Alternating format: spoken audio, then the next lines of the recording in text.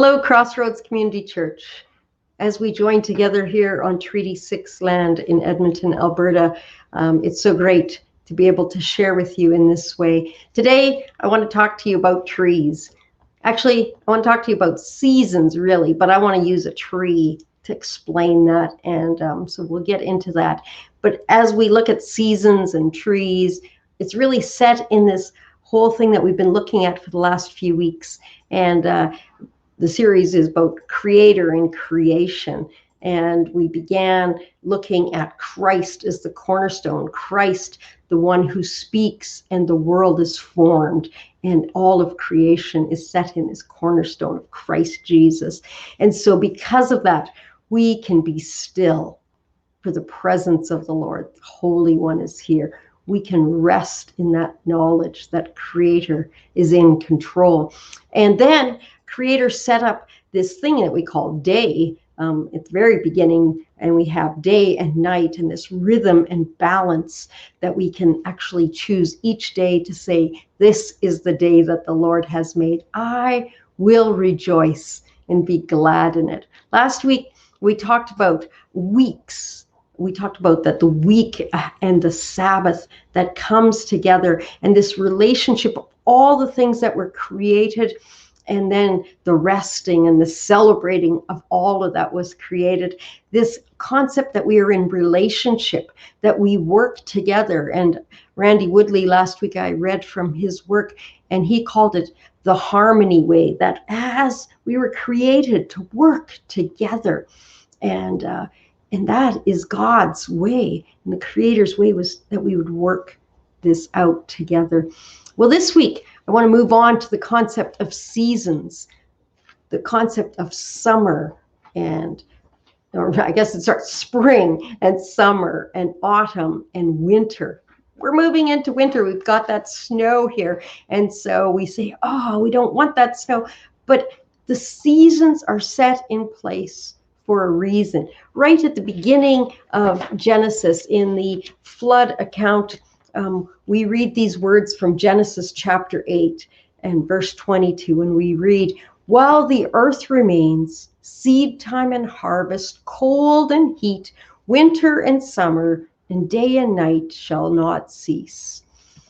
God's promise to us that as we see the seasons, we will see the faithfulness of our God. Even though we might not like winter, through this season, spring, summer, autumn, and winter, we see the faithfulness and the promise of Creator to us. Well, I told you I wanted to talk about trees. And so as I was thinking about this, and as this concept of how I would explain seasons, this concept of the trees came to me in full force. Everything came together about the trees. And so it was interesting in my life because a book came to mind that I had read years ago from John Fisher, and he moved from California to New England and found winter, and he talked about the journey of his Christian journey through the winter time of his soul. But my trees, I'm from the prairies, and we, have those few trees, and we have a friend, Jeff, who takes amazing photos, and we buy a calendar from him. And so I dug out my calendars. And so we're going to look at the trees through his work. And so, and I have his permission. I called him and touched base with him to make sure I could share these pictures. But this was the spring picture. We'll see it in a minute. I'll put it up in another way, but here it is in the calendar. And then we move to summer. And then we move to the trees in the fall, and all these wonderful calendars that we have. And then the best picture, I think, of all was this amazing photo that he captured in wintertime, and of the tree standing by itself. And then the train just happened to be coming by. But as we look at the concept of the tree and we understand what this means. So in springtime, when we see the tree standing there and then the buds start coming out and we see the green starting to emerge, it's amazing. This past year, we sent seeds home with kids so they could plant them in the soil and see what came up and see how things grow. And the tree that looks almost dead is not dead. And in the spring, you see the leaves come out. And we understand a bit about that. And then that tree goes into full leaf and or fruit, depending on the tree.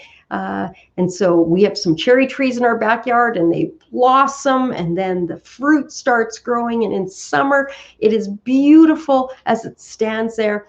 The picture we have up, you have the beautiful tree that's green, and then the wheat fields out there, and you see the amazing gift of summer where we just enjoy those days.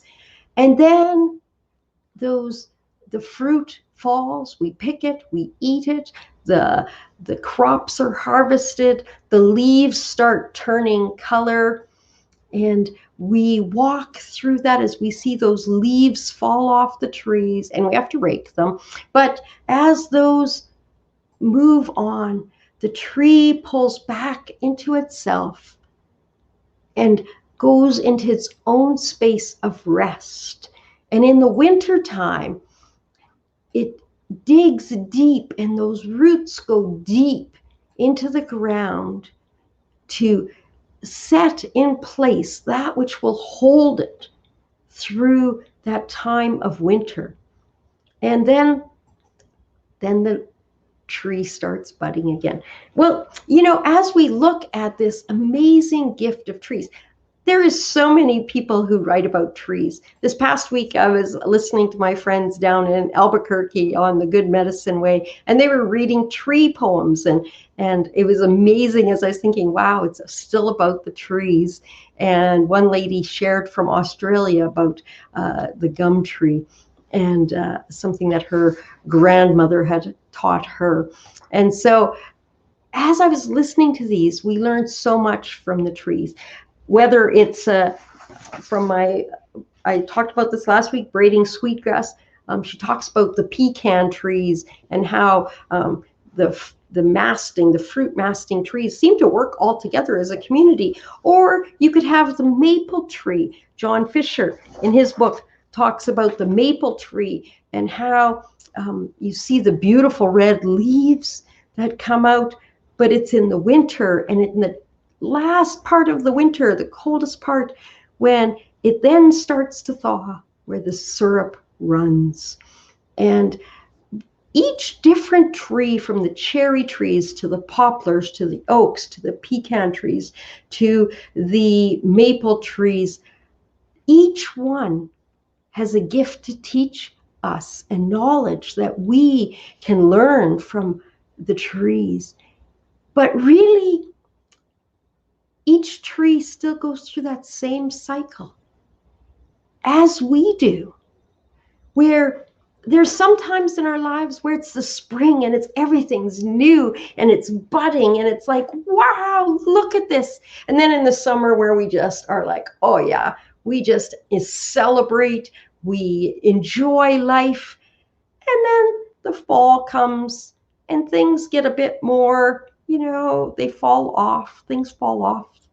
And then we get into the winter and wilderness sometimes, and we say, where is God? Where are you, God? And God says, I am here. And he wants our roots to dig deep into the soil and go deep and know that God is faithful. Know without any doubt that God is there. Creator has set in place these seasons. Whatever season you're in today, I don't know. Maybe it feels like you've gone through all 4 seasons this week. Maybe during this time you think everything is so bad. Or maybe it's like, wow, things are coming together and you're enjoying time with your family. Or maybe you're really lonely. Or I don't know which season you're in your life. But God wants to meet you there. God is faithful. His promises are sure. As the sun rises each day, each week continues on, as the seasons continue, when we see those 4 pictures together and we see the spring, the summer, the autumn, and the winter, the spring, the summer, the autumn, and the winter. I want you to know that God is faithful.